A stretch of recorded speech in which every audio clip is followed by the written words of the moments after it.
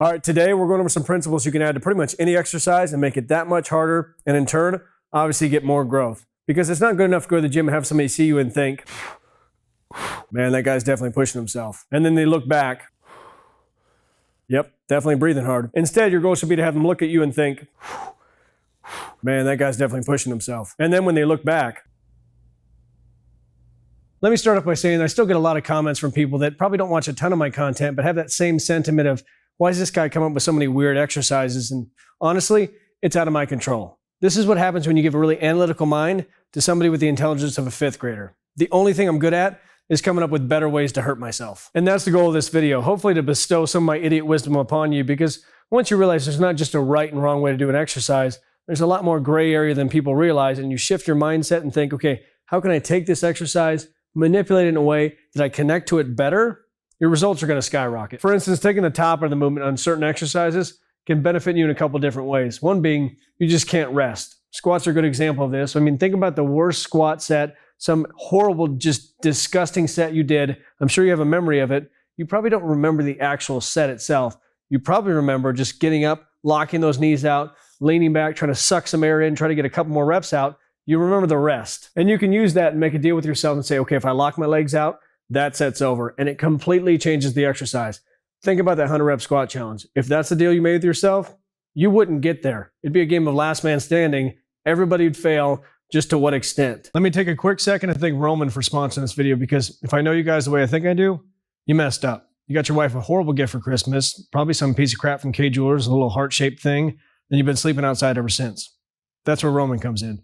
Give you the chance to totally redeem yourself and give your wife something that she might actually like. Roman makes it easy to get help for serious men's health conditions like erectile dysfunction. They spent years building a digital platform that can connect you to a doctor licensed in your state, all from the comfort of your own home. And it's really going to help you, because if you think you're going to shove your flaccid junk inside a box and your wife's going to be anything but disappointed, you're sorely mistaken. Instead of giving your wife a gift that looks like it's been melting in the window of your car during the dead of summer, grab your phone or computer and complete a free online visit, and you hear back from a U.S. licensed physician within 24 hours.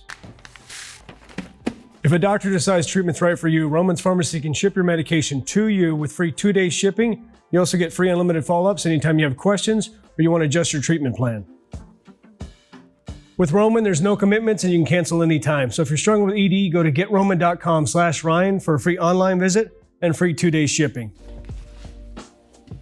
Again, that's GetRoman.com/Ryan for a free online visit and free 2-day shipping.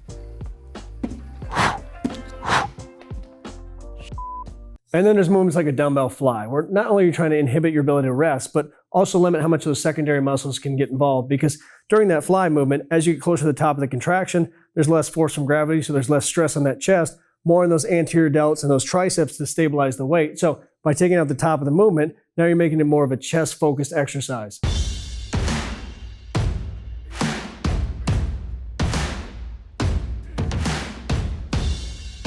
But the not so obvious application of this is with rear delts, because now you're back to fighting the urge to rest on every single rep, but now you've also cured the issue that pretty much everybody has on rear delts, which is their traps ruin their life. Because if you do these correctly, which is with those elbows locked out, you no longer have to think, okay, I gotta make sure I don't come all the way up. It'll stop you from being able to, because that locked arm won't let you come up to about 75 degrees. If you ever had any trap involvement before, if that's an issue in the past, this will be your new best only friend.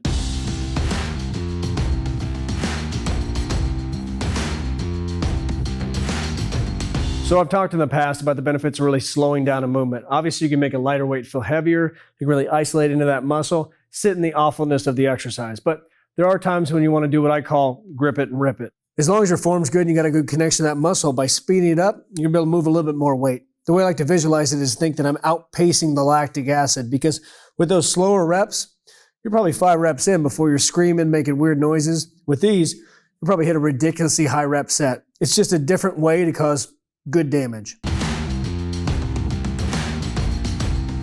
But my favorite way of doing this is by taking a single exercise and implementing a slow and fast version back to back, which makes it feel like 2 completely different exercises. So you're going to start out by doing excruciatingly slow reps, and once you fail or pee a little bit, then you're going to speed it up. And just by that momentum and tempo and the fact that you're just not doing the movement that slow is going to make it that much lighter. You're able to get probably the same amount of reps, sometimes even more.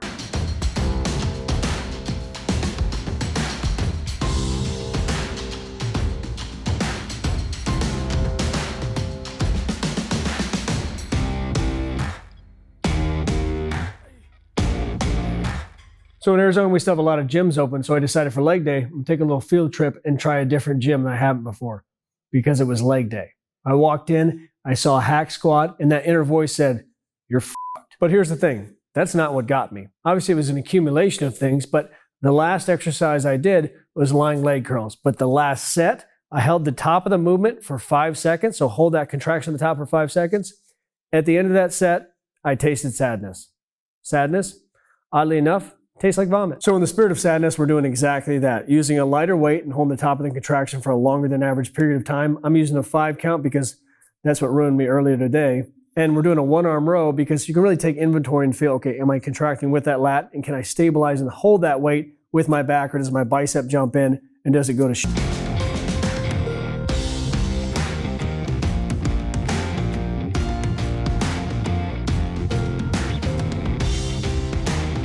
So if you like this video and you haven't got to watch these 2 yet, you're gonna wanna watch these next. But most importantly, make sure you subscribe, hit that notification bell, and get after it, get growing.